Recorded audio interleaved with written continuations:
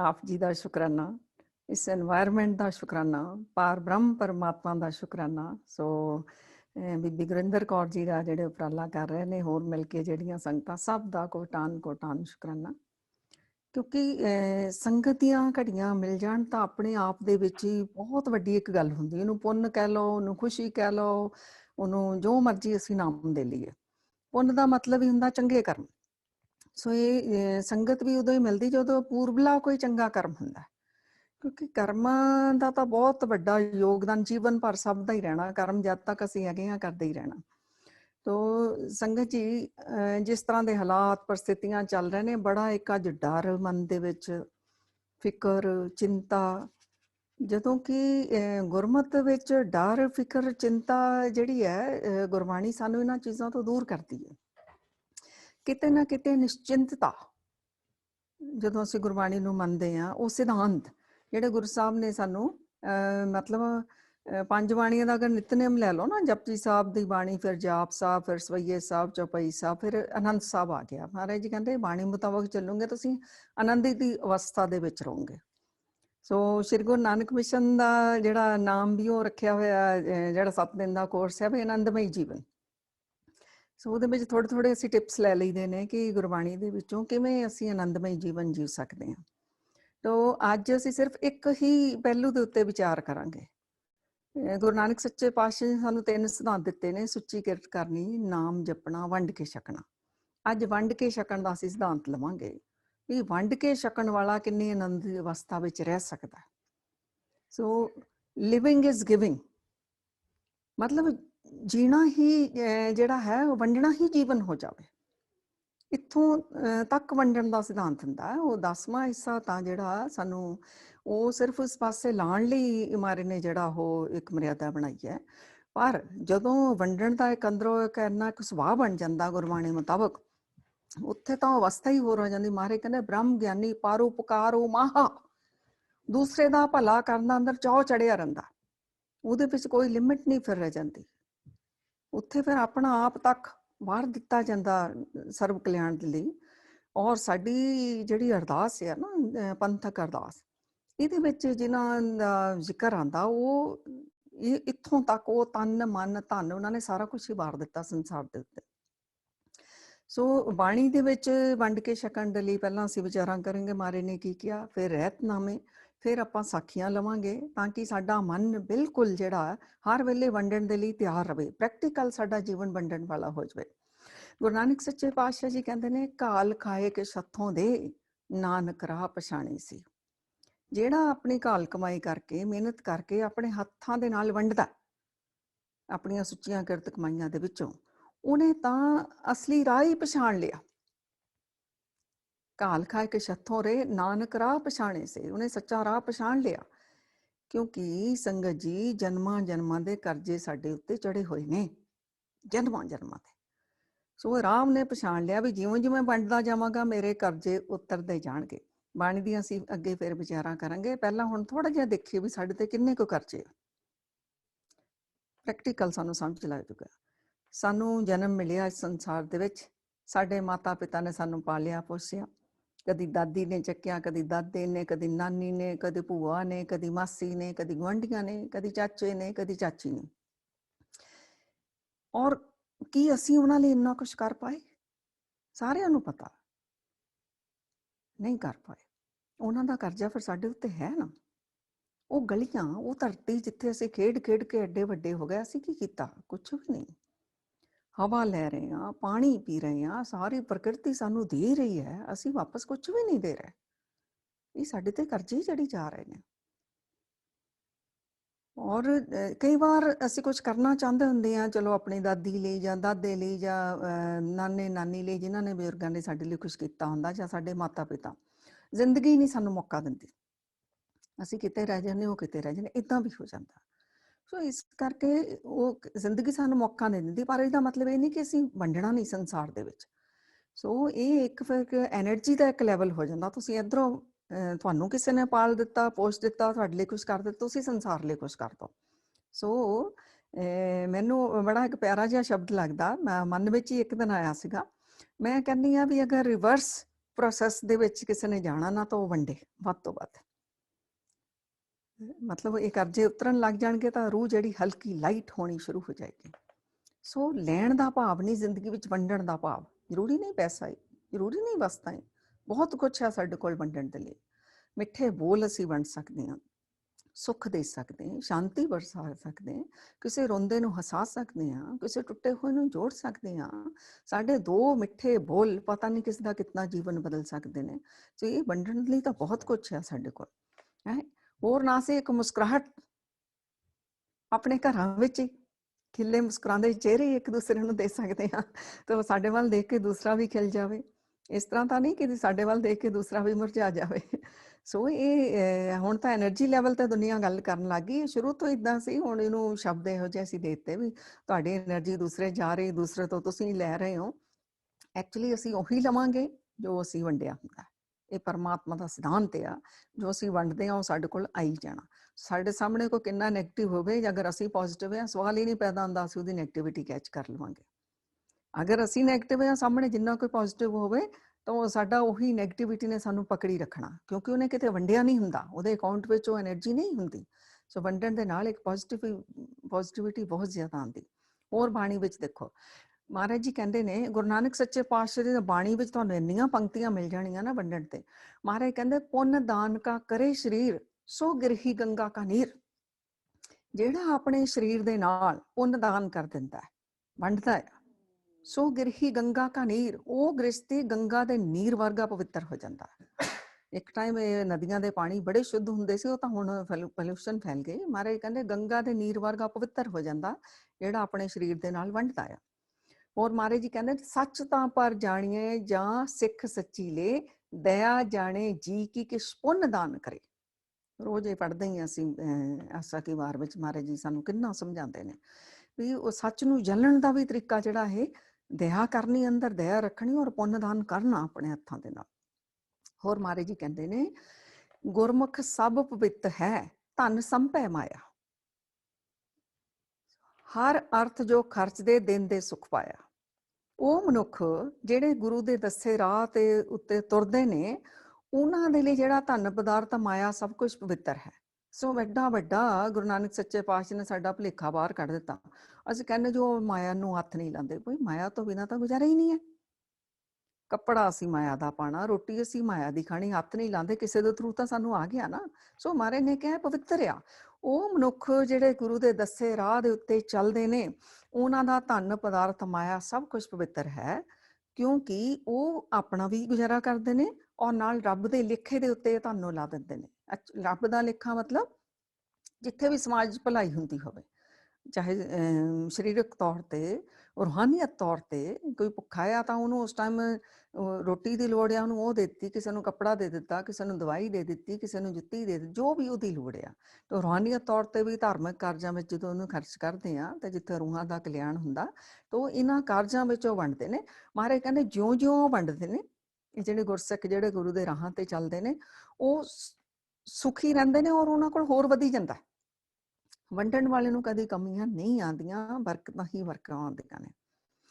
ਹੁਣ ਬਾਣੀ ਦੇ ਵਿੱਚ ਭਗਤ ਪਰਮਾਨੰਦ ਜੀ ਉਹ ਕਹਿੰਦੇ ਨੇ ਤੈ ਨਰ ਕਿਆ ਪੁਰਾਨ ਸੁਣ ਕੀਨਾ। ਮਤਲਬ ਧਾਰਮਿਕ ਗ੍ਰੰਥ ਸੁਣ ਕੇ ਤੂੰ ਕੀ ਕੀਤਾ? ਪੁਰਾਨ ਵੀ ਧਾਰਮਿਕ ਗ੍ਰੰਥ ਹੈ, ਜਿੱਦਾਂ ਵੇਦ, ਪੁਰਾਨ, ਕੁਰਾਨ, ਸ਼ਾਸਤਰ में। ਉਹ ਕਹਿੰਦੇ ਤੈ ਨਰ ਕਿਆ ਪੁਰਾਨ ਸੁਣ ਕੀਨਾ, ਅੰਨ ਪਾਵਨੀ ਭਗਤ ਨਹੀਂ ਉਪਜੈ, ਭੁੱਖੇ ਦਾਨ ਨਹੀਂ ਦੇਣਾ। ਕਹਿੰਦੇ ਤੂੰ ਭੁੱਖੇ ਨੂੰ ਦਾਨ ਹੀ ਨਹੀਂ ਕੀਤਾ, ਤੇਰੇ ਅੰਦਰ ਇਦਾਂ ਦੇ ਭਾਵ ਹੀ ਨਹੀਂ ਉਪਜੇ, ਤੂੰ ਕੀ ਪੁਰਾਣ ਸੁਣੇ, ਧਾਰਮਿਕ ਗ੍ਰੰਥ ਤੂੰ ਕੀ ਸੁਣੇ। ਇਹ ਗੁਰਬਾਣੀ ਵਿੱਚ ਗੁਰੂ ਅਰਜਨ ਦੇਵ ਜੀ ਮਹਾਰਾਜ ਨੇ ਦਰਜ ਕਰ ਲਈ ਉਹਨਾਂ ਦੀ ਮਹਾਂਪੁਰਖਾਂ ਦੀ ਇਹ ਪੰਕਤੀ ਵੀ ਇਹ ਤੁਸੀਂ ਵੰਡੋ, ਮਹਾਰਾਜ ਸਾਨੂੰ ਸਿਖਾ ਰਹੇ ਨੇ। ਬਾਬਾ ਸ਼ੇਖ ਫਰੀਦ ਜੀ ਕੀ ਕਹਿੰਦੇ ਨੇ? ਕਹਿੰਦੇ ਨੇ ਮਤ ਹੁੰਦੀ ਹੋਏ ਇਆਣਾ, ਤਾਣ ਹੁੰਦੇ ਹੋਏ ਨਿਤਾਣਾ, ਅਣ ਹੁੰਦੇ ਆਪ ਵੰਡਾਏ, ਕੋ ਐਸਾ ਭਗਤ ਸਦਾਏ। ਕਹਿੰਦੇ ਆਪਣੇ ਕੋਲ ਨਾ ਵੀ ਹੋਵੇ ਫਿਰ ਵੀ ਵੰਡੇ, ਮਤਲਬ ਆਪਣਾ ਹਿੱਸਾ ਵੀ ਵੰਡ ਦੇਵੇ ਹੈ। ਇਹ ਹੈ ਉੱਚ ਲੈਵਲ ਦੇ ਭਗਤਾਂ ਦੀ ਅਵਸਥਾ ਹੈ। ਭਾਈ ਗੁਰਦਾਸ ਜੀ ਕਹਿੰਦੇ ਨੇ ਵੀ ਉਹ ਹੱਥ ਤਾਨਿਆ ਜਿਹੜੀ ਸੇਵਾ ਕਰਦੇ ਨੇ, ਜਿਹੜੀ ਸਾਧ ਸੰਗਤ ਦੀ ਸੇਵਾ ਕਰਦੇ ਨੇ, ਪੋਥੀਆਂ ਲਿਖਦੇ ਨੇ, ਬਾਣੀ ਦੇ ਨਾਲ ਜੋੜਦੇ ਨੇ, ਨਮਸਕਾਰਾਂ ਕਰਦੇ ਨੇ, ਗੁਰਮੁਖਾਂ ਨੂੰ ਗਲੇ ਦੇ ਨਾਲ ਲਾਉਂਦੇ ਨੇ, ਵੰਡਦੇ ਨੇ। ਇਹਨਾਂ ਦਾ ਵੰਡਣ ਦਾ ਸੁਭਾਅ ਉਹ ਧੰਨ ਹੋ ਜਾਂਦੇ, ਉਹਨਾਂ ਦੇ ਹੱਥ ਪਵਿੱਤਰ ਹੋ ਜਾਂਦੇ ਨੇ। ਸੋ ਸੰਗਤ ਜੀ ਬਾਣੀ ਵਿੱਚ ਬੇਅੰਤ ਬੇਅੰਤ ਪੰਕਤੀਆਂ ਨੇ। ਉਧਰ ਅਸੀਂ ਇੰਨਾ ਬਹੁਤ ਜ਼ਿਆਦਾ ਇੱਧਰ ਨਾ ਜਾਈਏ, ਸਾਨੂੰ ਸਮਝ ਲੱਗ ਗਈ। ਤੁਸੀਂ ਖੋਜਿਓ, ਆਪ ਪੜ੍ਹਿਓ। ਤੇ ਮੈਂ ਤਾਂ ਤਕਰੀਬਨ 15-16 ਜਿਹੜੀਆਂ ਨੋਟ ਕੀਤੀਆਂ ਨੇ, ਪਰ ਆਪਾਂ 4-5 ਦੀ ਵਿਚਾਰ ਕੀਤੀ ਹੈ। ਹੁਣ ਅਸੀਂ ਲਈਏ ਜਿਹੜੇ ਸਾਨੂੰ ਦਸਵੰਧ ਦੇ ਪ੍ਰਤੀ ਰਹਿਤਨਾਮੇ ਮਿਲਦੇ ਨੇ। ਉਹਦੇ ਵਿੱਚ ਮਹਾਰਾਜ ਜੀ ਕਹਿੰਦੇ ਨੇ ਕਿ ਦਸਵੰਧ ਗੁਰੂ ਗੋਬਿੰਦ ਸਿੰਘ ਜੀ ਜਿਹੜੇ 52 ਹੁਕਮ ਆ ਉਹਨਾਂ ਵਿੱਚ ਵੀ ਅਸੀਂ ਪੜ੍ਹਦੇ ਹਾਂ ਕਿ ਦਸਵੰਧ ਕੱਢਣਾ ਚਾਹੀਦਾ। ਤੋ ਗੁਰੂ ਅਰਜਨ ਦੇਵ ਜੀ ਨੇ ਮਰਿਆਦਾ ਹੀ ਬੰਨ੍ਹ ਦਿੱਤੀ ਸੀਗੀ। ਉਹ ਤੋਂ ਪਹਿਲਾਂ ਵੀ ਸੰਗਤਾਂ ਜਿਹੜੀਆਂ ਗੁਰੂ ਚਰਨਾਂ ਵਿੱਚ ਆਪਣੀਆਂ ਭੇਟਾਂ ਅਰਪਣ ਕਰਦੀਆਂ ਸਨ ਸਰਬੱਤ ਦੀ ਭਲਾਈ ਦੇ ਕਾਰਜਾਂ ਲਈ। ਲੇਕਿਨ ਗੁਰੂ ਅਰਜਨ ਦੇਵ ਜੀ ਨੇ ਮਹਾਰਾਜ ਨੇ ਕਿਹਾ ਸੀ ਆਪਣੀਆਂ ਸੁੱਚੀਆਂ ਕਿਰਤ ਕਮਾਈਆਂ ਵਿੱਚੋਂ 90 ਹਿੱਸੇ ਜਿਹੜਾ ਸਿੱਖ ਆਪ ਵਰਤੇ, 10ਵਾਂ ਹਿੱਸਾ ਗੁਰੂ ਦੇ ਨਿਮਿਤ ਸਰਬੱਤ ਦੀ ਭਲਾਈ ਦੇ ਕਾਰਜਾਂ ਲਈ ਆਪਣੀ ਸੁੱਚੀ ਕਿਰਤ ਕਮਾਈ ਕੱਢੇ। ਹੁਣ ਭਾਈ ਦਇਆ ਸਿੰਘ ਜੀ ਦਾ ਰਹਿਤਨਾਮਾ, ਉਹ ਕਹਿੰਦੇ ਨੇ ਜਿਹੜਾ ਧਰਮ ਦੀ ਕਿਰਤ ਕਰਕੇ ਦਸਵੰਧ ਕੱਢੇਗਾ ਗੁਰੂ ਬਰਕਤਾਂ ਪਾਏਗਾ। ਮਤਲਬ ਧਰਮ ਦੀ ਕਿਰਤ ਮਤਲਬ ਆਪਣੀ ਸੁੱਚੀਆਂ ਮਿਹਨਤ ਦੀ ਜਿਹੜੀ ਸੁੱਚੀ ਕਿਰਤ ਕਮਾਈ ਦੀ। ਭਾਈ ਵਿਰਸਾ ਸਿੰਘ ਜੀ ਦਾ ਰਹਿਤਨਾਮਾ ਕਹਿੰਦੇ ਨੇ ਜਿਹੜਾ ਧਰਮ ਦੀ ਕਿਰਤ ਕਰਕੇ ਦਸਵੰਧ ਕੱਢੇਗਾ ਉਸ ਦੀ ਸੋਭਾ ਸਾਰੇ ਜੱਗ ਵਿੱਚ ਫੈਲੇਗੀ। ਭਾਈ ਦਇਆ ਸਿੰਘ ਜੀ ਕਹਿੰਦੇ ਨੇ ਵੰਡ ਖਾਏ ਕਿਸੂ ਕਾ ਹੋਏ ਸਵਾਰੇ। ਮਤਲਬ ਜਿਹੜਾ ਵੰਡ ਕੇ ਖਾਂਦਾ ਕਿਸੇ ਦਾ ਕੋਈ ਸਵਾਰਦਾ ਹੈ, ਗੁਰੂ ਪ੍ਰਸੰਨ ਹੋਵੇ ਦਸਵੰਧ ਦੇਵੇ। ਜਿਹੜਾ ਆਪਣਾ ਇਵੇਂ ਆਪਣਾ ਦਸਵੰਧ ਦਿੰਦਾ ਕਿਸੇ ਦੇ ਲਈ ਵਰਤਦਾ ਆ, ਉਹਦੇ ਤੋਂ ਗੁਰੂ ਜਿਹੜਾ ਪ੍ਰਸੰਨ ਹੁੰਦਾ ਆ। ਤੋ ਭਾਈ ਸਾਹਿਬ ਸਿੰਘ ਜੀ ਕਹਿੰਦੇ ਨੇ ਉਹਨਾਂ ਦਾ ਜਿਹੜਾ ਰਹਿਤਨਾਮੇ ਵਿੱਚ ਦਸਵੰਧ ਗੁਰੂ ਕਾ ਦੇ ਕੇ ਖਾਏ ਕਮਾਈ ਸ਼ੇਸ਼। ਮਤਲਬ ਗੁਰੂ ਦਾ ਦਸਵੰਧ ਕੱਢ ਕੇ ਬਾਕੀ ਕਮਾਈ ਸਿੱਖ ਜਿਹੜਾ ਉਹ ਖਾਵੇ, ਉਹ ਵਰਤੇ। ਭਾਈ ਸਾਹਿਬ ਭਾਈ ਨੰਦ ਲਾਲ ਜੀ ਕਹਿੰਦੇ ਨੇ ਦਸਵੰਧ ਗੁਰੂ ਨਾ ਦੇਵਹੀ ਝੂਠ ਬੋਲ ਜੋ ਖਾਏ ਕਹਿ ਗੋਬਿੰਦ ਸਿੰਘ ਲਾਲ ਜੀ ਤਾਂ ਕਾ ਕੁਛ ਨਾ ਵਿਸਾਹ। ਕਹਿੰਦੇ ਗੁਰੂ ਮਹਾਰਾਜ ਜੀ ਭਾਈ ਸਾਹਿਬ ਭਾਈ ਨੰਦ ਲਾਲ ਜੀ ਕਹਿੰਦੇ ਨੇ ਕਿ ਗੁਰੂ ਗੋਬਿੰਦ ਸਿੰਘ ਜੀ ਨੇ ਕਿਹਾ ਜਿਹੜਾ ਦਸਵੰਧ ਗੁਰੂ ਦਾ ਨਹੀਂ ਕੱਢਦਾ, ਝੂਠ ਬੋਲ ਕੇ ਆਪੇ ਹੀ ਖਾ ਲੈਂਦਾ, ਉਹਦਾ ਤਾਂ ਵਿਸ਼ਵਾਸ ਵੀ ਨਾ ਕਰੋ, ਉਹਦੇ ਤੇ ਤਾਂ ਭਰੋਸਾ ਵੀ ਨਾ ਰੱਖੋ। ਸੋ ਸੰਗਤ ਜੀ ਸਾਡੇ ਪਿਤਾ ਜੀ ਵੀ ਅਕਸਰ ਕਿਹਾ ਕਰਦੇ ਸਨ, ਬੜੀ ਬੰਦਗੀ ਵਾਲੀ ਰੰਗ ਰਤੜੀ ਰੂਹ। ਤਾਂ ਉਹ ਕਹਿੰਦੇ ਸਨ ਕਿ ਮਹਾਂਪੁਰਖਾਂ ਦੇ ਵਚਨ ਜਿਹੜੇ ਆ ਪੱਲੇ ਬੰਨ ਲਈਦੇ ਨੇ।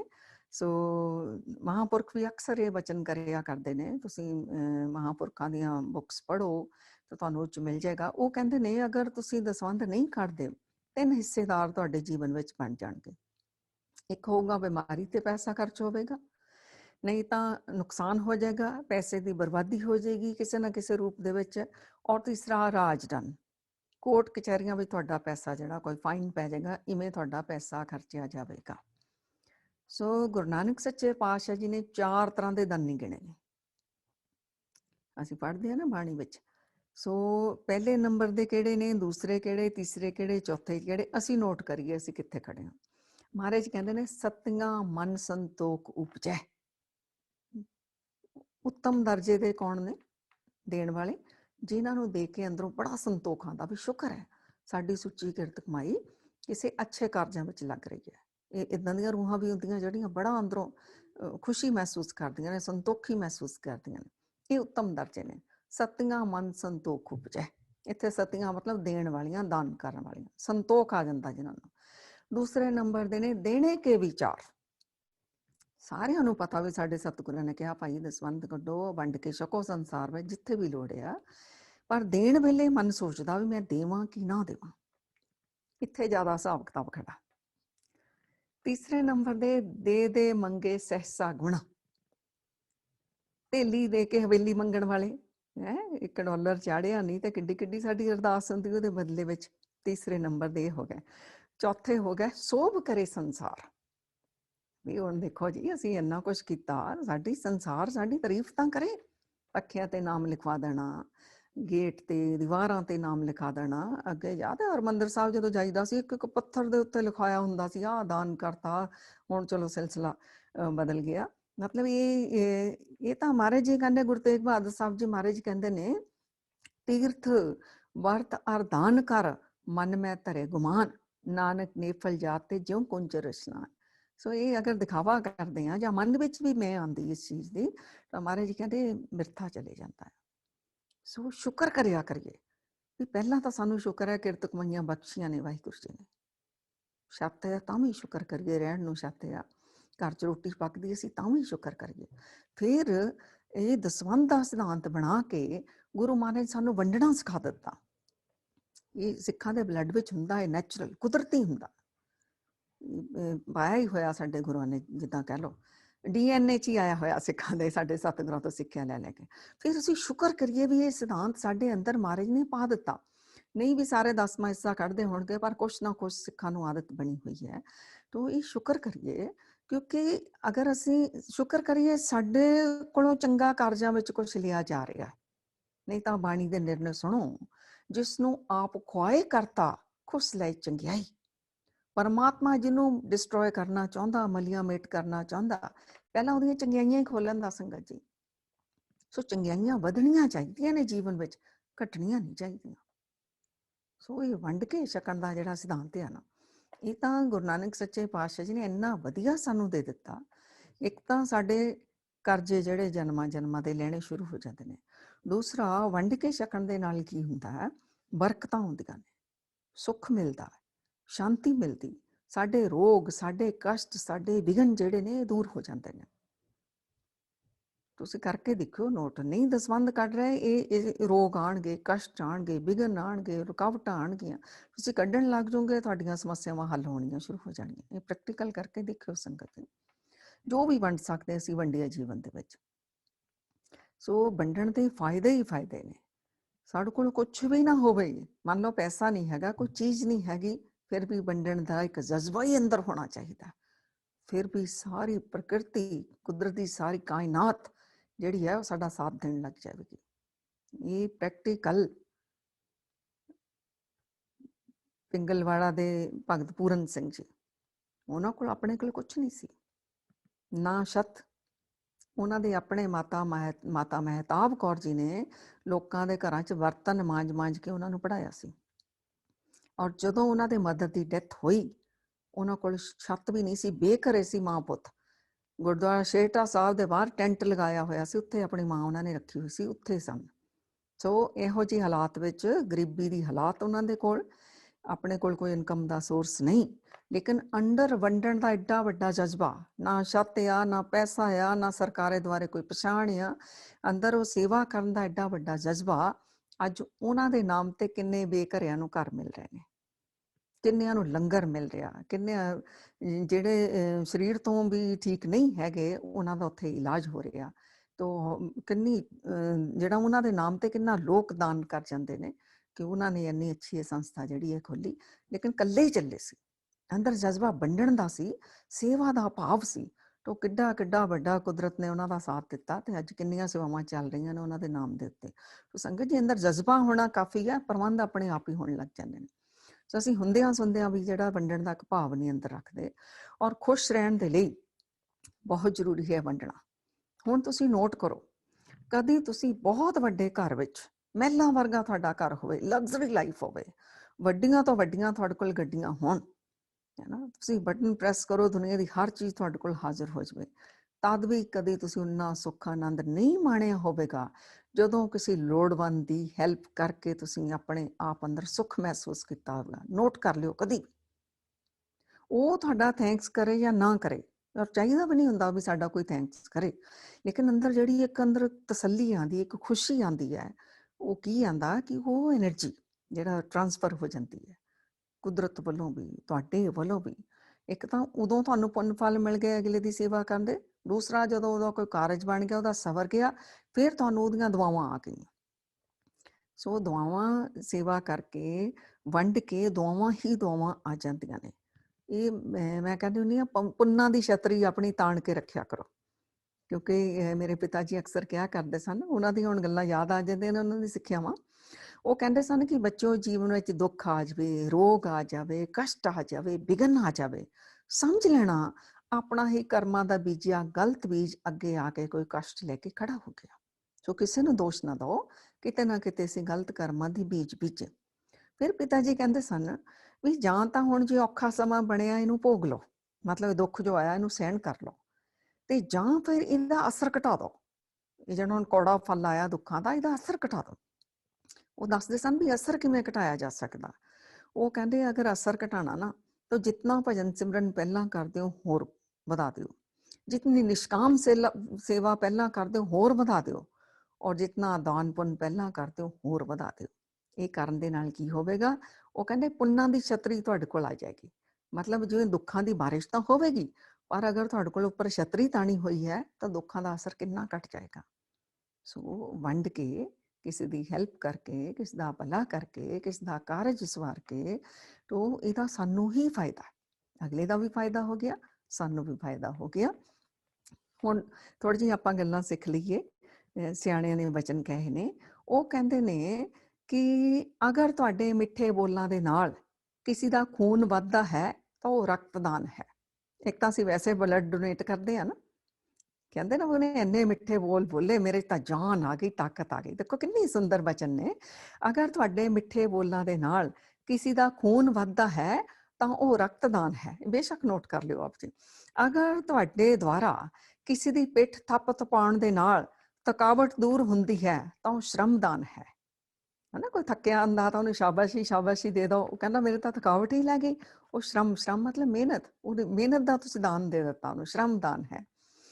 ਅਗਰ ਹੁਣ ਅਗਲਾ ਸੰਗਤ ਜੀ ਆ ਗਿਆ, ਅਗਰ ਕੁਛ ਵੀ ਖਾਣ ਸਮੇਂ ਪਲੇਟ ਵਿੱਚ ਉਤਨਾ ਹੀ ਪਾਓ ਜਿਤਨੀ ਤੁਹਾਨੂੰ ਜ਼ਰੂਰਤ ਹੈ, ਤੁਸੀਂ ਵੇਸਟ ਨਹੀਂ ਕਰਦੇ, ਤਾਂ ਸਮਝ ਲਓ ਇਹ ਵੀ ਅੰਨਦਾਨ ਹੈ।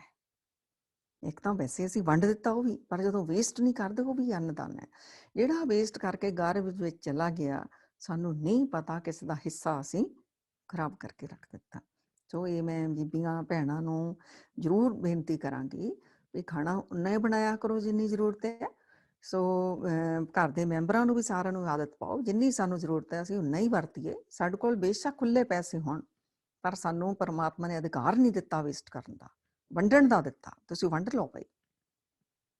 ਕਈ ਵਾਰ ਅਸੀਂ ਇੰਨੀਆਂ ਚੀਜ਼ਾਂ ਬਣਾ ਲੈਂਦੇ ਹਾਂ, ਮੁੜ ਕੇ ਨਹੀਂ ਖਾਣ ਨੂੰ ਮਨ, ਤਾਂ ਗਾਰਬੇਜ ਕਰੋ। ਕਿਤੇ ਕਰਨਾ ਪੈ ਜਾਵੇ ਉਹ ਅਲੱਗ ਚੀਜ਼ ਹੋ ਜਾਂਦੀ, ਪਰ ਇਹ ਨਹੀਂ ਕਿ ਹਮੇਸ਼ਾ ਹੀ ਸਾਡੇ ਘਰੋਂ ਬਰਬਾਦੀ ਹੁੰਦੀ ਰਹੇ। ਨਹੀਂ ਭਾਈ, ਇੱਥੇ ਹੋਰ ਬਹੁਤ ਗਹਿਰੀਆਂ ਗੱਲਾਂ ਇਹ ਸੰਗਤ ਜੀ, ਇਸ ਟੌਪਿਕ ਤੇ ਹਫਤਾ ਭਰ ਅਸੀਂ ਚੱਲ ਸਕਦੇ ਹਾਂ। ਸੋ ਇਹ ਤਾਂ ਆਪਾਂ ਮੋਟਾ ਮੋਟਾ ਹੀ ਅਸੀਂ ਲਈਏ, ਜਿਹੜੀਆਂ ਕਿ ਅਗਰ ਬਰੀਕੀ ਵਿੱਚ ਜਾਈਏ ਨਾ, ਇਹਦੇ ਵਿੱਚ ਬਹੁਤ ਗਹਿਰੇ ਛੁਪੇ ਹੋਏ ਰਾਜ ਨੇ। ਤੁਸੀਂ ਕਹੋਗੇ ਵੀ ਆਪਾਂ ਤਾਂ ਆਪਣਾ ਹੀ ਬਣਾਇਆ ਸੀ, ਆਪਣਾ ਹੀ ਕਮਾਇਆ ਸੀ, ਆਪਣਾ ਵੇਸਟ ਕਰ ਦਿੱਤਾ। ਬੜੀ ਸਾਨੂੰ ਭੁਲੇਖਾ।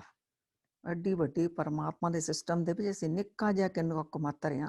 ਸਾਰਾ ਹੀ ਸਾਡਾ ਆਪਣਾ, ਵੱਡਾ ਪਰਿਵਾਰ ਆ ਸਾਡਾ, ਛੋਟਾ ਜਿਹਾ ਪਰਿਵਾਰ ਨਹੀਂ। ਮੇਰੇ 2 ਬੱਚੇ, ਮੇਰਾ ਪਤਨੀ ਤੇ ਮੇਰੀ ਪਤਨੀ, ਨਹੀਂ। ਇਹ ਹੌਲੀ ਹੌਲੀ ਜਿਵੇਂ ਜਿਵੇਂ ਇਹਨਾਂ ਕਰਦੇ ਜਾਵਾਂਗੇ, ਬੜੀਆਂ ਇਹਦੀਆਂ ਬਰੀਕ ਸਮਝ ਲੱਗਣਗੀਆਂ ਗੱਲਾਂ। ਸੋ ਸੰਗਤ ਜੀ, ਫਾਇਦੇ ਹੀ ਫਾਇਦੇ ਨੇ ਵੰਡਣ ਦੇ, ਫਾਇਦੇ ਨੇ। ਹੁਣ ਅਸੀਂ ਥੋੜ੍ਹੀਆਂ ਜਿਹੀਆਂ ਸਾਖੀਆਂ ਵੀ ਲੈ ਲਈਏ। ਤੇ ਹੁਣ ਧੰਨ ਸਤਿਗੁਰੂ ਧੰਨ ਧੰਨ ਸ਼੍ਰੀ ਗੁਰੂ ਹਰਿਰਾਏ ਸਾਹਿਬ ਜੀ ਦਾ ਜਿਹੜਾ ਜੋਤੀ ਜੋਤ ਦਿਵਸ ਆ ਰਿਹਾ, ਧੰਨ ਧੰਨ ਸ਼੍ਰੀ ਗੁਰੂ ਹਰਕ੍ਰਿਸ਼ਨ ਸਾਹਿਬ ਜੀ ਸਤਿਗੁਰ ਸੱਚੇ ਪਾਤਸ਼ਾਹ ਜੀ ਦਾ ਜਿਹੜਾ ਗੁਰਤਾ ਗੱਦੀ ਦਿਵਸ ਆ ਰਿਹਾ। ਤੋ ਸਾਡੇ ਤਾਂ ਸਤਿਗੁਰਾਂ ਨੇ ਵੰਡਣਾ ਹੀ ਸਿਖਾਇਆ। ਔਰ 7ਵੇਂ ਪਾਤਸ਼ਾਹ ਹੀ ਧੰਨ ਧੰਨ ਸ਼੍ਰੀ ਗੁਰੂ ਹਰਿਰਾਏ ਸਾਹਿਬ ਜੀ ਨੇ ਲੰਗਰ ਦੀ ਪ੍ਰਥਾ ਇੰਨੀ ਚਲਾ ਦਿੱਤੀ ਸੀ। ਮਹਾਰਾਜ ਨੇ ਕਿਹਾ ਸੀ ਹਰ ਸਿੱਖ ਦਾ ਘਰ ਲੰਗਰ ਹੋਵੇ, ਕੋਈ ਲੋੜਵੰਦ ਆਵੇ, ਸਿੱਖ ਦੇ ਘਰੋਂ ਕੋਈ ਭੁੱਖਾ ਨਹੀਂ ਜਾਣਾ ਚਾਹੀਦਾ। ਇੱਥੋਂ ਤੱਕ। ਔਰ ਸੰਗਤ ਜੀ, ਇੱਕ ਵਾਰ 7ਵੇਂ ਪਾਤਸ਼ਾਹੀ ਧੰਨ ਧੰਨ ਸ਼੍ਰੀ ਗੁਰੂ ਹਰਿਰਾਏ ਸਾਹਿਬ ਜੀ ਸਤਿਗੁਰਾਂ ਦੇ ਚਰਨਾਂ ਵਿੱਚ ਸਿਖਾਉਂਦੇ ਹੀ ਸਨ ਸੰਗਤਾਂ। ਕਿਸੇ ਨੂੰ ਸੰਸਾਰਿਕ ਸੁੱਖ ਚਾਹੀਦੇ ਨੇ, ਕਿਸੇ ਨੂੰ ਆਪਣੇ ਰੂਹਾਨੀਅਤ ਦਾ ਕੁਛ ਚਾਹੀਦਾ, ਕੋਈ ਰੋਗ, ਕੋਈ ਕਸ਼ਟ, ਕੋਈ ਆਪਣਾ ਮਹਾਰਾਜ ਦੇ ਚਰਨਾਂ ਵਿੱਚ ਹੀ ਅਰਪਣ ਕਰਨਾ ਸਿੱਖਣ। ਇੱਕ ਸਿੱਖ ਨੇ ਬੇਨਤੀ ਕੀਤੀ ਕਿ ਗੁਰੂ ਮਹਾਰਾਜ ਜੀ, ਮੇਰਾ ਚੰਗਾ ਭਲਾ ਕਾਰੋਬਾਰ ਚੱਲਦਾ ਸੀਗਾ, ਵੀ ਬਰਕਤ ਨਹੀਂ ਆ ਰਹੀ, ਚੱਲ ਨਹੀਂ ਰਿਹਾ, ਵੀ ਢਹਿੰਦੀਆਂ ਕਲਾਂ 'ਚ ਹੀ ਜਾ ਰਿਹਾ। 7ਵੇਂ ਪਾਤਸ਼ਾਹੀ ਧੰਨ ਧੰਨ ਸ਼੍ਰੀ ਗੁਰੂ ਹਰਿਰਾਏ ਸਾਹਿਬ ਜੀ ਸਤਿਗੁਰ ਜਾਣੀ ਜਾਣ ਨੇ। ਮਹਾਰਾਜ ਨੇ ਕਿਹਾ ਭਾਈ ਤੂੰ ਦਸਵੰਧ ਨਹੀਂ ਕੱਢਦਾ? ਉਹਨੇ ਕਿਹਾ ਮਹਾਰਾਜ ਜੀ ਇਹ ਗੱਲ ਤਾਂ ਠੀਕ ਹੈ। ਤੇ ਮਹਾਰਾਜ ਨੇ ਕਿਹਾ ਭਾਈ ਦਸਵੰਧ ਕੱਢ, ਬਰਕਤ ਆ ਜਾਊਗੀ। ਉਹਨੇ ਕਿਹਾ 7 ਵਚਨ। ਨਾਲ ਇੱਕ ਹੋਰ ਸਿੱਖ ਬੈਠਾ ਸੀ, ਉਹਨੇ ਕਿਹਾ ਮਹਾਰਾਜ ਜੀ ਵੀ ਇਹ ਤਾਂ ਬੜਾ ਸਰਦਾ ਪੁੱਜਦਾ ਆ, 10ਵਾਂ ਹਿੱਸਾ ਕੀ, ਇਹ ਤਾਂ 20, 30, 40% ਵੀ ਕੱਢੀ ਜਾਵੇ ਵੀ ਇੰਨਾ ਇਹਦਾ। ਪਰ ਮਹਾਰਾਜ ਜੀ ਮੈਂ ਤਾਂ ਮਿਹਨਤ ਮਜ਼ਦੂਰੀ ਕਰਨ ਵਾਲਾ, ਮੇਰੇ ਲਈ ਦਸਵੰਧ ਕੱਢਣਾ ਵੀ ਜ਼ਰੂਰੀ ਹੈ? ਮਹਾਰਾਜ ਨੇ ਕਿਹਾ ਸਭ ਦੇ ਲਈ, ਗੁਰੂ ਦਾ ਕਾਨੂੰਨ ਸਾਰਿਆਂ ਲਈ ਹੈ। ਉਹਨੇ ਕਿਹਾ ਮਹਾਰਾਜ ਜੀ ਮੈਂ ਮਿਹਨਤ ਮਜ਼ਦੂਰੀ ਕਰਨ ਵਾਲਾ, ਰੋਜ਼ ਦਾ ਮਜ਼ਦੂਰੀ ਕਰਕੇ ਫਿਰ ਦੁਕਾਨ ਤੋਂ ਰਾਸ਼ਨ ਲੈ ਕੇ ਆਣਾ, ਤਾਂ ਘਰ 'ਚ ਸਾਡੇ ਰੋਟੀ ਪੱਕਦੀ ਹੈ। ਔਰ ਕਈ ਵਾਰ 2-2, 3-3 ਦਿਨ ਮੈਨੂੰ ਮਜ਼ਦੂਰੀ ਨਹੀਂ ਮਿਲਦੀ, ਇਹੋ ਜਿਹੇ ਹਾਲਾਤ ਵੀ ਆ ਜਾਂਦੇ ਨੇ। ਮਹਾਰਾਜ ਜੀ ਮੇਰੇ ਲਈ ਵੀ ਜ਼ਰੂਰੀ ਹੈ? ਮਹਾਰਾਜ ਨੇ ਕਿਹਾ ਹਾਂ ਭਾਈ। ਤਾਂ ਮਹਾਰਾਜ ਨੇ ਉਸਨੇ ਸਿੱਖ ਨੂੰ ਕਿਹਾ ਭਾਈ ਇੱਕ ਵਾਰ ਕਿੰਨੇ ਪ੍ਰਸ਼ਾਦੇ ਛਕਦਾ? ਉਹਨੇ ਕਿਹਾ ਮਹਾਰਾਜ ਜੀ 4। ਮਹਾਰਾਜ ਨੇ ਕਿਹਾ 3 ਛਕਣੇ ਸ਼ੁਰੂ ਕਰ ਦੇ। ਉਹਨੇ ਕਿਹਾ 7 ਵਚਨ। ਮਹਾਰਾਜ ਨੇ ਕਿਹਾ ਦਿਨ ਵਿੱਚ ਕਿੰਨੀ ਵਾਰ ਛਕਦਾ? ਉਹਨੇ ਕਿਹਾ ਮਹਾਰਾਜ ਜੀ 3 ਵਾਰ। ਮਹਾਰਾਜ ਨੇ ਕਿਹਾ ਦਿਨ ਵਿੱਚ ਕਿੰਨੇ ਪ੍ਰਸ਼ਾਦਿਆਂ ਦਾ ਆਟਾ ਬਚਿਆ? ਉਹਨੇ ਕਿਹਾ ਮਹਾਰਾਜ ਜੀ 3 ਪ੍ਰਸ਼ਾਦਿਆਂ ਦਾ ਆਟਾ ਬਚ ਗਿਆ। ਮਹਾਰਾਜ ਨੇ ਕਿਹਾ 90 ਦਿਨ ਵਿੱਚ 30 ਦਿਨਾਂ ਵਿੱਚ 1 ਮਹੀਨੇ ਵਿੱਚ ਕਿੰਨੇ ਪ੍ਰਸ਼ਾਦਿਆਂ ਦਾ ਆਟਾ ਬਚਿਆ? ਉਹਨੇ ਕਿਹਾ ਮਹਾਰਾਜ ਜੀ 90 ਪ੍ਰਸ਼ਾਦਿਆਂ ਦਾ ਆਟਾ। ਤੇ ਗੁਰੂ ਮਹਾਰਾਜ ਨੇ ਕਿਹਾ ਤੇਰੇ ਘਰ ਤਾਂ ਮਿਹਨਤ ਮਜ਼ਦੂਰੀ ਕਰਕੇ ਰੋਟੀ ਪੱਕਦੀ ਹੈ, ਤੇ ਉਹੋ ਜਿਹੇ ਵੀ ਘਰ ਨੇ ਜਿੱਥੇ ਮਿਹਨਤ ਮਜ਼ਦੂਰੀ ਵੀ ਨਹੀਂ, ਉੱਥੇ ਰੋਟੀ ਪੱਕਦੀ ਨਹੀਂ। ਇਹ 90 ਪ੍ਰਸ਼ਾਦਿਆਂ ਦਾ ਆਟਾ ਉਸ ਗਰੀਬ ਦੇ ਘਰ ਵਿੱਚ ਪਹੁੰਚਾਏ, ਸਮਝ ਲਈ ਤੇਰਾ ਦਸਵੰਧ ਜਿਹੜਾ ਉਹ ਸਾਨੂੰ ਪਹੁੰਚ ਗਿਆ। ਸੋ ਗਰੀਬ ਦਾ ਮੂੰਹ ਗੁਰੂ ਦੀ ਗੋਲਕ। ਸੋ ਇੱਥੋਂ ਇਸ ਸਾਖੀ ਤੋਂ ਸਾਨੂੰ ਇਹ ਸਮਝ ਲੱਗਦਾ ਵੀ ਅਗਰ ਘੱਟ ਇਨਕਮ ਵੀ ਆ ਸਾਡੇ ਕੋਲ, ਉਹਦੇ ਵਿੱਚੋਂ ਵੀ ਤਿਲ ਫੁੱਲ ਅਸੀਂ ਕੱਢਦੇ ਰਹੀਏ। ਵੰਡਣ ਦੇ ਸਿਧਾਂਤ ਵਿੱਚ ਸਾਡਾ ਕਲਿਆਣ ਹੀ ਕਲਿਆਣ ਹੈ। ਸੋ ਗੁਰੂ ਨਾਨਕ ਸੱਚੇ ਪਾਤਸ਼ਾਹ ਜੀ ਤਾਂ ਸੰਗਤ ਜੀ ਆਪਾਂ ਇਤਿਹਾਸ ਵਿੱਚ ਕਿੰਨੀਆਂ ਹੀ ਸਾਖੀਆਂ ਨੇ। ਮਹਾਰਾਜ ਜੀ ਚੱਲ ਚੱਲ ਕੇ ਜਿਹੜੇ ਬੜੇ ਮਾਇਆ ਪੈਸਾ ਇਕੱਠਾ ਕਰ ਰਹੇ ਸਨ, ਖੁਦ ਚੱਲ ਕੇ ਗਏ, ਉਹਨਾਂ ਨੂੰ ਵੰਡਣਾ ਸਿਖਾਇਆ। ਅਗਰ ਲਾਹੌਰ ਦੇ ਵਿੱਚ ਸੇਠ ਦੁਨੀ ਚੰਦ ਲਾ ਲਓ, ਤੇ ਉਹ ਜਦੋਂ ਗੁਰੂ ਮਹਾਰਾਜ ਜੀ ਉਹਦੇ ਕੋਲ ਗਏ ਨੇ, ਉਹਦੀ ਛੱਤ ਦੇ ਉੱਤੇ 7 ਝੰਡੇ ਝੂਲਦੇ ਸਨ। ਤੋ ਜਿਹਦੇ ਕੋਲ 1 ਲੱਖ ਸੋਨੇ ਦੀ ਮੋਹਰ ਇਕੱਠੀ ਹੋ ਜਾਂਦੀ ਸੀ ਨਾ, ਇੱਕ ਝੰਡਾ ਆਪਣੀ ਛੱਤ ਦੇ ਉੱਤੇ ਝੁਲਾ ਦਿੰਦਾ ਸੀ। ਉਹਦੇ 7 ਝੁਲ ਰਹੇ ਸਨ। ਇਹਦਾ ਮਤਲਬ ਉਸ ਵਕਤ 7 ਲੱਖ ਸੋਨੇ ਦੀਆਂ ਮੋਹਰਾਂ ਦਾ ਮਾਲਕ ਉਹ। ਜਿੱਦਾਂ ਅੱਜ ਵੀ ਆ ਜਾਂਦਾ ਨਾ, ਵਰਲਡ ਦਾ ਇਹ ਬੰਦਾ ਅਮੀਰ ਆ ਤੇ ਉਹ ਸੈਕਿੰਡ ਨੰਬਰ ਤੇ ਆ, ਤਾਂ ਉਦੋਂ ਵੀ ਇਹ ਤਾਂ ਬੰਦੇ ਦੀ ਦੌੜ ਤਾਂ ਇਦਾਂ ਦੀ ਰਹੀ ਹੈ ਜਦੋਂ ਸੇਠ ਦੁਨੀ ਚੰਦ। ਸੋ ਗੁਰੂ ਮਹਾਰਾਜ ਜੀ ਉੱਥੇ ਗਏ, ਉਹ ਸੰਗਤ ਕਰਨ ਲੱਗ ਗਿਆ। ਉਹਨੂੰ ਬੜੇ ਹੀ ਪਿਆਰੇ ਲੱਗੇ ਸਤਿਗੁਰ ਸੱਚੇ ਪਾਤਸ਼ਾਹ ਜੀ। ਇੰਨਾ ਕਿ ਪਿਆਰ ਹੋ ਗਿਆ ਉਹਨੂੰ ਲੱਗਦਾ ਵੀ ਬੜੇ ਮਹਾਂਪੁਰਖਾਂ ਦੇ ਮੈਂ ਦਰਸ਼ਨ ਕੀਤੇ, ਪਰ ਪਹਿਲੀ ਵਾਰ ਇਹੋ ਜਿਹੇ ਮਹਾਂਪੁਰਖ, ਮੇਰਾ ਮਨ ਕਰਦਾ ਵੀ ਇਹ ਸਾਡੀ ਨਗਰੀ ਛੱਡ ਕੇ ਨਾ ਜਾਣ। ਇੰਨਾ ਪ੍ਰੇਮ ਕਰਦਾ। ਹੁਣ ਮਹਾਰਾਜ ਨੇ ਦੇਖ ਲਿਆ ਵੀ ਟਾਈਮ ਆ ਗਿਆ ਵੀ ਹੁਣ ਇਹਨੂੰ ਮੈਡੀਸਨ ਦੇ ਦਿੱਤੀ ਜਾਵੇ, ਕਿਉਂ ਕਲਿਆਣ ਕਰਨ ਗਏ ਸਨ ਮਹਾਰਾਜ ਜੀ। ਸਤਿਗੁਰਾਂ ਨੇ ਉਹਨੂੰ ਇੱਕ ਸੂਈ ਦਿੱਤੀ। ਮਹਾਰਾਜ ਨੇ ਕਿਹਾ ਭਾਈ ਸਾਡੀ ਅਮਾਨਤ ਸਾਂਭ ਕੇ ਰੱਖ ਲਾ, ਸੇ ਅਗਲੇ ਜਹਾਨ ਵਿੱਚ ਤੇਰੇ ਕੋਲ ਲਵਾਂਗੇ ਅਸੀਂ। ਹੁਣ ਇੰਨਾ ਭਾਵਨਾ ਦੇ ਵਿੱਚ ਤੇ ਉਹ ਸਾਂਭ ਕੇ ਲੈ ਗਿਆ ਘਰ ਨੂੰ। ਘਰ ਜਾ ਕੇ ਪਤਨੀ ਨੂੰ ਕਹਿੰਦਾ ਭਾਗਵਾਨੀ ਆ ਸਾਂਭ ਕੇ ਰੱਖ ਲਾ, ਮਹਾਂਪੁਰਖਾਂ ਨੇ ਅਗਲੇ ਜਹਾਨ ਸਾਡੇ ਕੋਲ ਲੈਣੀ ਹੈ। ਸੋ ਉਹਨੇ ਦਿਮਾਗ ਉਹਦਾ ਕੰਮ ਕੀਤਾ। ਉਹ ਰੁਕੀ, ਉਹਨੂੰ ਕਹਿੰਦੀ ਵੀ ਪਹਿਲਾਂ ਮੇਰੀ ਗੱਲ ਸੁਣੋ, ਤੁਹਾਡੇ ਮਾਤਾ ਪਿਤਾ ਜੀ ਮਰੇ, ਉਹਨਾਂ ਨੂੰ ਅੱਗ ਨਾਲ ਜਲਾ ਦਿੱਤਾ ਗਿਆ, ਉਹਨਾਂ ਦਾ ਸਰੀਰ ਰਾਖ ਹੋ ਗਿਆ। ਕਹਿੰਦਾ ਹਾਂ। ਉਹ ਕਹਿੰਦੀ ਇਵੇਂ ਅਸੀਂ ਮਰ ਜਾਣਾ, ਸਾਨੂੰ ਵੀ ਜਲਾ ਦਿੱਤਾ ਜਾਣਾ, ਰਾਖ ਹੋ ਜਾਣਾ ਸਾਡੇ ਸਰੀਰ ਨੇ। ਕਹਿੰਦਾ ਹਾਂ ਬਈ ਇਵੇਂ ਹੀ ਹੁੰਦਾ ਹੈ, ਇਹਦੇ ਵਿੱਚ ਕਿਹੜੀ ਨਵੀਂ ਗੱਲ ਹੈ। ਤਾਂ ਉਹਨੇ ਕਿਹਾ ਜਦੋਂ ਅਸੀਂ ਰਾਖ ਹੀ ਹੋ ਜਾਣਾ ਮਰ ਕੇ, ਫਿਰ ਇਹ ਮਹਾਂਪੁਰਖਾਂ ਦੀ ਸੂਈ ਅਗਲੇ ਜਹਾਨ ਵਿੱਚ ਕੌਣ ਲੈ ਕੇ ਜਾਵੇਗਾ? ਹੁਣ ਸਮਝ ਆ ਗਈ। ਕਹਿੰਦਾ ਲਿਆ ਸੂਈ। ਲੈ ਕੇ ਆ ਗਿਆ ਗੁਰੂ ਮਹਾਰਾਜ ਕੋਲ। ਕਹਿੰਦਾ ਮਹਾਂਪੁਰਖੋ ਜੀ ਆਪਣੀ ਸੂਈ ਆਪਣੇ ਕੋਲ ਰੱਖੋ ਜੀ। ਮਹਾਰਾਜ ਨੇ ਕਿਹਾ ਭਾਈ ਤੇਰੇ ਕੋਲ ਅਗਲੇ ਜਹਾਨ ਚ ਲਵਾਂਗੇ, ਸਾਂਭ ਕੇ ਰੱਖ। ਕਹਿੰਦਾ ਮਹਾਰਾਜ ਜੀ ਮੈਂ ਤਾਂ ਲੈ ਕੇ ਨਹੀਂ ਜਾ ਸਕਦਾ। ਮਹਾਰਾਜ ਨੇ ਕਿਹਾ ਭਾਈ ਕਿਉਂ? ਤੂੰ ਕਹਿੰਦਾ ਮਹਾਰਾਜ ਜਦੋਂ ਮਰ ਹੀ ਜਾਣਾ ਤਾਂ ਸਰੀਰ ਤਾਂ ਰਾਖ ਹੋ ਜਾਣਾ, ਕੁਛ ਵੀ ਨਹੀਂ ਨਾਲ ਜਾਣਾ, ਮੈਂ ਸੂਈ ਕਿਵੇਂ ਲੈ ਜਾਵਾਂਗਾ? ਮਹਾਰਾਜ ਨੇ ਕਿਹਾ ਇੱਕ ਸੂਈ ਨਹੀਂ ਤੂੰ ਲੈ ਕੇ ਜਾ ਸਕਦਾ। ਆਹ ਜਿਹੜੇ 7 ਝੰਡੇ ਤੇਰੀ ਛੱਤ ਦੇ ਉੱਤੇ ਝੂਲ ਰਹੇ ਨੇ, ਮਤਲਬ 7 ਲੱਖ ਸੋਨੇ ਦੀਆਂ ਮੋਹਰਾਂ ਜਿਹੜੀਆਂ ਇਕੱਠੀਆਂ ਕੀਤੀਆਂ ਨੇ, ਇਹ ਤੂੰ ਨਾਲ ਲੈ ਜਾਏਗਾ? ਉਹ ਸਮਝ ਲੱਗ ਗਈ। ਕਹਿੰਦਾ ਨਾ ਮਹਾਰਾਜ। ਮਹਾਰਾਜ ਨੇ ਕਿਹਾ ਤੂੰ ਉਹ ਇਕੱਠਾ ਕਰ ਲਿਆ ਜਿਹੜਾ ਨਾਲ ਨਹੀਂ ਜਾਣਾ, ਤੂੰ ਉਹ ਇਕੱਠਾ ਨਹੀਂ ਕੀਤਾ ਜੋ ਤੇਰੇ ਨਾਲ ਜਾਵੇਗਾ। ਉਹਨੇ ਚਰਨ ਪਕੜ ਲਿਆ ਮਹਾਰਾਜ ਜੀ ਦੇ। ਕਹਿੰਦਾ ਮਹਾਰਾਜ ਜੀ ਮੈਂ ਕੀ ਕਰਾਂ, ਮੇਰਾ ਕਲਿਆਣ ਹੋ ਜਾਵੇ। ਤੋ ਸੰਗਤ ਜੀ ਹੁਣ ਸਾਨੂੰ ਸਾਰਿਆਂ ਨੂੰ ਪਤਾ ਵੀ ਸਾਡੇ ਕੀ ਨਾਲ ਜਾਵੇਗਾ, ਕੀ ਨਹੀਂ ਜਾਵੇਗਾ। ਸੋ ਮਹਾਰਾਜ ਨੇ ਸੇਠ ਦੁਨੀ ਚੰਦ ਨੂੰ ਕਿਹਾ ਆਪਣੀ ਜ਼ਰੂਰਤ ਜਿੰਨਾ ਤੁਹਾਨੂੰ ਰੱਖ ਲਾ ਆਪਣੇ ਕੋਲ, ਬਾਕੀ ਗਰੀਬਾਂ ਵਿੱਚ ਲੋੜਵੰਦਾਂ ਵਿੱਚ ਵੰਡ ਦੇ। ਇੱਕ ਉਹਨੇ ਧਰਮਸ਼ਾਲਾ ਵੀ ਬਣਵਾਈ, ਸੋ ਧਰਮ ਕਾਰਜਾਂ 'ਚ ਵੀ ਲਗਾਇਆ, ਲੋੜਵੰਦਾਂ ਦੀਆਂ ਲੋੜਾਂ ਪੂਰੀਆਂ ਕੀਤੀਆਂ। ਮਹਾਰਾਜ ਨੇ ਕਿਹਾ ਇਹ ਪੁੰਨ ਆਣਗੇ, ਇਹ ਵੀ ਤੇਰੇ ਸਹਾਈ ਹੋਣਗੇ। ਦੂਸਰਾ ਮਹਾਰਾਜ ਨੇ ਕਿਹਾ ਤੂੰ ਨਾਮ ਜਪ, ਤੇਰੀ ਮਨ ਦੀ ਮੈਲ ਜਿਹੜੀ ਉਤਰੇ, ਤੇਰੀ ਸਹਾਈ ਹੋਣਗੇ। ਸੋ ਉਹ ਸੇਠ ਦੁਨੀ ਚੰਦ ਉਹਨੇ ਸਤਿਗੁਰਾਂ ਦਾ ਬਚਨ ਕਮਾਇਆ ਔਰ ਇਵੇਂ ਹੀ ਕੀਤਾ। ਔਰ ਸੰਗਤ ਜੀ ਔਰ ਫਿਰ ਕਿੰਨੇ ਦਿਨ ਮਹਾਰਾਜ ਜੀ ਇਤਿਹਾਸਕਾਰ 17 ਦਿਨ ਲਿਖਦੇ ਨੇ ਉਹਦੀ ਹਵੇਲੀ ਵਿੱਚ ਠਹਿਰੇ ਨੇ ਸੇਠ ਦੁਨੀ ਚੰਦ ਦੇ। ਔਰ ਆਸਾ ਕੀ ਵਾਰ ਦੀਆਂ 9 ਪੌੜੀਆਂ ਜਿਹੜੀਆਂ ਗੁਰੂ ਮਹਾਰਾਜ ਨੇ ਉੱਥੇ ਹੀ ਉਚਾਰਨ ਕੀਤੀਆਂ। ਸੋ ਤੁਰਕੀ ਬਾਣੀ ਦਾ ਸੁਭਾਗ ਵੀ ਉਹਨੂੰ ਪ੍ਰਾਪਤ ਹੋਇਆ, ਉਹਦੀ ਹਵੇਲੀ ਦੇ ਵਿੱਚ ਮਹਾਰਾਜ ਨੇ ਉੱਥੇ ਉਚਾਰਨ ਕੀਤੀਆਂ, ਕਿਉਂਕਿ ਉਹਨੇ ਵਚਨ ਕਮਾਇਆ, ਉਹਦਾ ਕਲਿਆਣ ਹੋ ਗਿਆ। ਬੇਅੰਤ ਸਾਖੀਆਂ ਨੇ। ਉਹ ਕਾਰੂ ਬਾਦਸ਼ਾਹ ਕੋਲ ਗਏ, ਹੁਣ ਇੰਨਾ ਅਸੀਂ ਨਾ ਚੱਲੀਏ, ਇੱਕ ਅਸੀਂ ਬੜੀ ਛੋਟੇ ਜਿਹੇ ਤਰੀਕੇ ਨਾਲ ਸਮਝੀਏ ਇਹ ਕਿਵੇਂ ਬਰਕਤਾਂ ਲੈ ਕੇ ਆਂਦਾ ਵੰਡਣਾ ਸਾਡਾ। ਸੋ ਆਪਣੇ ਇੰਡੀਆ ਦੇ ਵਿੱਚ ਹੀ ਇੱਕ ਰਾਜਾ ਸੀ, ਤੇ ਉਹ ਰਾਜੇ ਪਤਾ ਤੁਹਾਨੂੰ ਪੰਡਤ ਜੋਤਸ਼ੀ ਬੜੇ ਆਪਣੇ ਕੋਲ ਰੱਖਦੇ ਹੁੰਦੇ ਸੀ, ਹਿਸਾਬ ਕਿਤਾਬ ਲਾ ਕੇ ਰੱਖਣਾ ਜੋਤਿਸ਼ ਵਿਦਿਆ ਦੇ ਹਿਸਾਬ ਦੇ ਨਾਲ।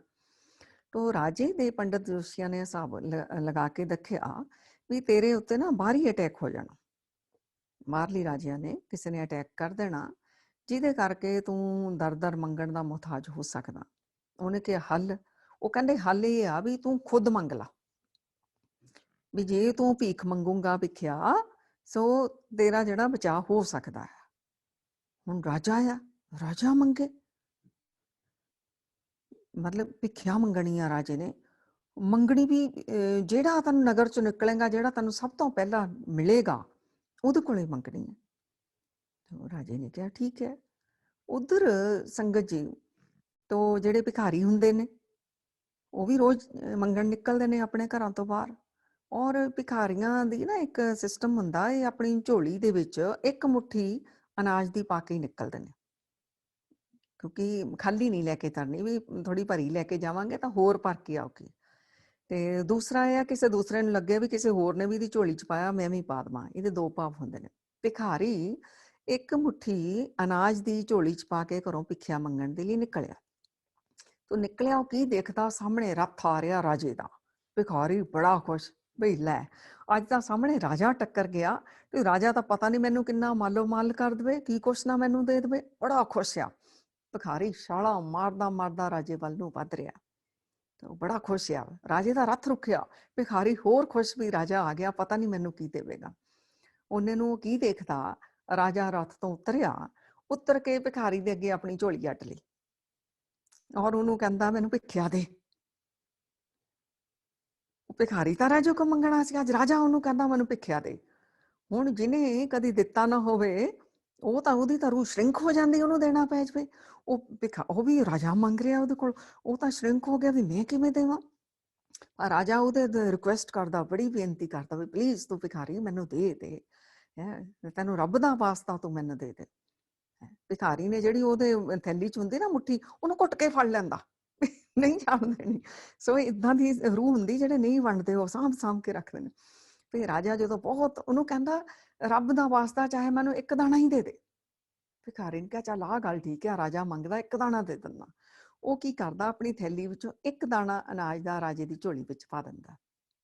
ਸੋ ਰਾਜੇ ਦਾ ਵੀ ਕੰਮ ਹੋ ਜਾਂਦਾ, ਜਿਹੜੀ ਉਹਨੇ ਭਿੱਖਿਆ ਲੈਣੀ ਸੀ ਉਹਨੂੰ ਭਿੱਖਿਆ ਮਿਲ ਗਈ। ਤੇ ਭਿਖਾਰੀ ਰਾਜਾ ਵੀ ਭਿਖਾਰੀਆਂ ਦੀ ਤਰ੍ਹਾਂ ਉਹਨੂੰ ਦੁਆਵਾਂ ਦਿੰਦਾ, ਜਿੱਦਾਂ ਭਿਖਾਰੀ ਨੂੰ ਕੁਝ ਦਈਏ ਨਾ ਦੁਆਵਾਂ ਦਿੰਦਾ, ਰਾਜਾ ਵੀ ਦੁਆਵਾਂ ਦੇ ਕੇ, ਕਿਉਂਕਿ ਉਹਨੇ ਭਿਖਾਰੀ ਵਾਲਾ ਪੂਰਾ ਪਾਰਟ ਪਲੇ ਕਰਨਾ ਸੀ, ਚਲਾ ਗਿਆ। ਅੱਜ ਭਿਖਾਰੀ ਜਿਹੜਾ ਬੜਾ ਨਿਰਾਸ਼ ਆ, ਅੱਜ ਉਹ ਹੋਰ ਘਰਾਂ 'ਚ ਫਿਰ ਮੰਗਣ ਗਿਆ ਤਾਂ ਅੱਜ ਅੱਗੇ ਸ਼ਾਮ ਤੱਕ ਵੀ ਉਹਦੀ ਝੋਲੀ ਪੂਰੀ ਨਹੀਂ ਭਰਦੀ। ਅੱਜ 2 ਥੈਲੀਆਂ ਉਹਦੀਆਂ ਭਰ ਗਈਆਂ, ਦੁਪਹਿਰ ਤੱਕ ਹੀ ਆਪਣੇ ਘਰ ਮੁੜ ਗਿਆ। ਤੇ ਉਹ ਭਿਖਾਰਨ ਜਿਹੜੀ ਆ ਉਹਦੀਆਂ 2 ਥੈਲੀਆਂ ਉਤਾਰਦੀ, ਬੜੀ ਖੁਸ਼ ਆ। ਉਹ ਕਹਿੰਦੀ ਅੱਧੇ ਦਿਨ 'ਚ ਆ ਗਿਆ, 2 ਥੈਲੀਆਂ ਭਰ ਗਈਆਂ। ਲੇਕਿਨ ਭਿਖਾਰੀ ਸ਼ਰਿੰਕ ਹੋਏ ਆ, ਇੱਕ ਦਾਣਾ ਦੇਣਾ ਪੈ ਗਿਆ ਪੱਲਿਓਂ, ਬੜਾ ਉਦਾਸ ਆ। ਉਹ ਕਹਿੰਦਾ ਅੱਜ ਤਾਂ ਮੈਨੂੰ ਦੇਣਾ ਪੈ ਗਿਆ। ਤੇ ਚਲੋ ਅੰਦਰ ਜਾ ਕੇ ਉਹ ਲਿਟ ਜਾਂਦਾ। ਭਿਖਾਰਨ ਕੀ ਕਰਦੀ ਹੈ, ਉਹ ਹੁਣ ਕਿੰਨੀ ਤਰ੍ਹਾਂ ਦੇ ਲੋਕਾਂ ਨੇ ਚੀਜ਼ਾਂ ਪਾਈਆਂ, ਉਹਨੇ ਅਨਾਜ ਅਲੱਗ-ਅਲੱਗ ਕਰਨੇ, ਉਹ ਫਰੋਲਦੀ ਹੈ, ਅਨਾਜ ਅਲੱਗ-ਅਲੱਗ ਕਰਨ ਲੱਗਦੀ ਆ। ਭਿਖਾਰੀ ਨੂੰ ਆਵਾਜ਼ਾਂ ਮਾਰਦੀ ਵੀ ਆ ਜਾ ਦੇਖ ਕੀ ਹੈ। ਉਹ ਕਹਿੰਦਾ ਕੀ ਹੈ, ਤਾਂ ਉਹ ਦੇਖਦੇ ਆ, ਕੀ ਦੇਖਦਾ, ਉਹ ਇੱਕ ਦਾਣਾ ਜਿਹੜਾ ਉਹਨੇ ਰਾਜੇ ਨੂੰ ਦਿੱਤਾ ਸੀ ਸੋਨੇ ਦਾ ਬਣਿਆ ਹੋਇਆ। ਹੁਣ ਭਿਖਾਰੀ ਮੱਥਾ ਪਟਕਦਾ, ਕਾਸ਼ ਮੈਂ ਸਾਰੀ ਮੁੱਠੀ ਦੇ ਦਿੰਦਾ। ਹੁਣ ਇਹ ਨਹੀਂ ਕਿ ਉਹ ਸੋਨੇ ਦਾ ਬਣ ਗਿਆ, ਇਹ ਕਹਿਣ ਦਾ ਇੱਕ ਭਾਵ ਅਰਥ ਆ ਵੀ ਵੰਡਣਾ ਸਾਡੇ ਸੋਨੇ ਦੀ ਤਰ੍ਹਾਂ ਸਾਡੇ ਜੀਵਨ ਵਿੱਚ ਕੰਮ ਆਉਂਦਾ। ਇਵੇਂ ਹੀ ਹਰ ਤਰ੍ਹਾਂ ਦੀ ਐਨਰਜੀ, ਪੋਜ਼ਿਟਿਵ ਐਨਰਜੀ, ਜਦੋਂ ਸੋਨੇ ਨਾਲ ਕਿੰਨੇ ਕਾਰਜ ਬਣ ਜਾਂਦੇ ਨੇ, ਇਵੇਂ ਵੰਡਣ ਦੇ ਨਾਲ ਸਾਡੇ ਕੋਲ ਇੱਕ ਬਹੁਤ ਕੁਛ ਪੁੰਨ ਇਕੱਠੇ ਹੁੰਦੇ ਨੇ, ਪੋਜ਼ਿਟਿਵ ਐਨਰਜੀ ਆਉਂਦੀ ਹੈ, ਸਾਡਾ ਵੀ ਕਲਿਆਣ ਹੁੰਦਾ, ਸੁਸਾਇਟੀ ਦਾ ਵੀ ਭਲਾ ਹੁੰਦਾ, ਸ਼ੁਭ ਕਾਰਜਾਂ ਵਿੱਚ ਵੀ ਸਾਡਾ ਲੱਗ ਜਾਂਦਾ। ਸੋ ਸੰਗਤ ਜੀ, ਅਸੀਂ ਵੰਡਦੇ ਹੀ ਰਹੀਏ, ਵੰਡਦੇ ਰਹੀਏ। ਗੁਰੂ ਨਾਨਕ ਸੱਚੇ ਪਾਤਸ਼ਾਹ ਦੀਆਂ ਖੁਸ਼ੀਆਂ ਅਸੀਂ ਲੈਂਦੇ ਹੀ ਰਹੀਏ। ਸਾਡੇ ਸਤਿਗੁਰਾਂ ਦੀ ਜੋ ਸਿਧਾਂਤ ਹੈ, ਸਾਰੀ ਪ੍ਰਕਿਰਤੀ ਵੰਡ ਰਹੀ ਹੈ। ਇਹ ਸਿਧਾਂਤ ਆਟੋਮੈਟਿਕਲੀ ਕੁਦਰਤੀ ਕਾਨੂੰਨ ਸਾਨੂੰ ਸਿਖਾ ਰਿਹਾ ਹੈ। ਸੋ ਵੰਡ ਕੇ ਛਕਣ ਦਾ ਸਿਧਾਂਤ ਜਿਹੜਾ, ਸੋ ਅਗਰ ਖੁਸ਼ ਰਹਿਣਾ, ਆਨੰਦ ਦੇ ਵਿੱਚ ਰਹਿਣਾ, ਤਾਂ ਫਿਰ ਲਿਵਿੰਗ ਇਜ਼ ਗਿਵਿੰਗ, ਵੰਡਣਾ ਹੀ ਜੀਵਨ ਹੋ ਜਾਵੇ। ਹੁਣ ਸਾਰੇ ਜਾਣੇ ਇੱਕ ਵਾਰ ਮੁਸਕਰਾ ਤਾਂ ਲਓ ਨਾ। ਗੁਰਿੰਦਰ ਕੌਰ ਜੀ ਤਾਂ ਐਡਾ ਵੱਡਾ ਬਿਗ ਸਮਾਈਲ, ਇੱਧਰ ਜਸਵੀਰ ਸਿੰਘ ਜੀ, ਇੱਧਰ ਵੀ ਸਰਦਾਰ ਜੀ, ਇੱਧਰ ਬੀਬੀ ਜੀ, ਅੱਛਾ ਲੱਗ ਰਿਹਾ। ਹੁਣ ਇਹ ਪਤਾ ਹੈ ਕੀ ਕਰਨਾ, ਰੋਜ਼ ਜਦੋਂ ਸਵੇਰੇ ਉੱਠ ਕੇ ਜਿਹਨੇ ਵੀ ਪਹਿਲਾਂ ਮਤਲਬ ਕਿਸੇ ਨੂੰ ਦੇਖਣਾ, ਫਤਿਹ ਬੁਲਾਣੀ ਜਾਂ ਗੁੱਡ ਮਾਰਨਿੰਗ, ਜੋ ਵੀ ਤੁਸੀਂ ਕਰਦੇ, ਬਿਗ ਸਮਾਈਲ, ਤਾਂ ਕਿ ਅਗਲੇ ਵਿੱਚ ਕੋਈ ਨੈਗੇਟਿਵਿਟੀ ਵੀ ਹੋਵੇ ਤਾਂ ਉਹ ਚਲੀ ਜਾਵੇ। ਜਿੱਥੇ ਵੀ ਜਾਓ ਸਵੇਰ ਤੋਂ ਲੈ ਕੇ ਸ਼ਾਮ ਤੱਕ ਸਭ ਤੋਂ ਪਹਿਲਾਂ ਵੰਡਣਾ ਤਾਂ ਮੁਸਕਰਾਹਟ ਵੰਡਦੇ ਰਹੋ। ਦੂਸਰਾ, ਦਿਲੋਂ ਭਲਾ ਮੰਗੋ। ਇਹ ਵੰਡਣਾ ਹੀ ਹੈ ਸਾਨੂੰ 24 ਘੰਟੇ ਹੀ ਅਰਦਾਸਾਂ ਕਰ ਕਰਕੇ ਸਰਬੱਤ ਦਾ ਭਲਾ ਮੰਗਣ ਦਾ ਮਤਲਬ ਅਸੀਂ ਵੰਡ ਰਹੇ ਹਾਂ ਕੁਝ ਚੰਗਾ। ਸੋ ਇਦਾਂ ਦਾ ਸਾਡਾ ਜੀਵਨ ਹੋ ਜਾਵੇ, ਹਰ ਵੇਲੇ ਅੰਦਰ ਸਾਡੀ ਰੂਹ ਸਰਬੱਤ ਦਾ ਭਲਾ ਮੰਗਦੀ ਰਹੇ, ਸਾਡਾ ਤਨ ਦੁਆਰਾ ਵੀ ਹੁੰਦਾ ਰਹੇ, ਸਾਡੀ ਮਨ ਦੁਆਰਾ ਵੀ ਹੁੰਦਾ ਰਹੇ, ਸਾਡੀ ਰੂਹ ਦੁਆਰਾ ਵੀ ਜਿਹੜਾ ਹੈ, ਕਿਉਂਕਿ ਰੂਹ ਛੋਟੀ ਚੀਜ਼ ਨਹੀਂ, ਬਹੁਤ ਚਲੋ ਇਸ ਟੌਪਿਕ ਤੇ ਹੁਣ ਅਸੀਂ ਅੱਗੇ ਨਾ ਜਾਈਏ ਸੰਗਤ ਜੀ। ਸੋ ਬਹੁਤ ਬਹੁਤ ਧੰਨਵਾਦ ਆਪ ਜੀ ਦਾ, ਤੁਹਾਡੀ ਸੰਗਤਾਂ ਦੀ ਚਰਨਾਂ ਦੀ ਧੂੜੀ ਪਿੱਛੇ ਗੁਰੂ ਮਹਾਰਾਜ ਨੇ ਸਾਨੂੰ ਵੀ ਸੰਗਤ ਵਿੱਚ ਬਿਠਾ ਲਿਆ। ਹਮੇਸ਼ਾ ਹੀ ਆਪਣੀ ਕਿਰਪਾ ਦ੍ਰਿਸ਼ਟੀ ਬਣਾ ਕੇ ਰੱਖਣਾ ਸੰਗਤ ਜੀ, ਕਿਉਂਕਿ ਤੁਹਾਡੇ ਸੰਗਤ ਦਾ ਹੀ ਪ੍ਰਤਾਪ ਹੈ, ਵਿੱਚ ਸੰਗਤ ਹਰ ਪ੍ਰਭ ਵਸੇ ਜਿਓ। ਅਸੀਂ ਸਾਰਿਆਂ ਨੇ ਮਿਲ ਕੇ ਵਿਚਾਰਾਂ ਕਰ ਲਈਆਂ ਰਲ ਮਿਲ ਕੇ। हाँ कुर्बान जाऊं तिना के लैन जो तेरा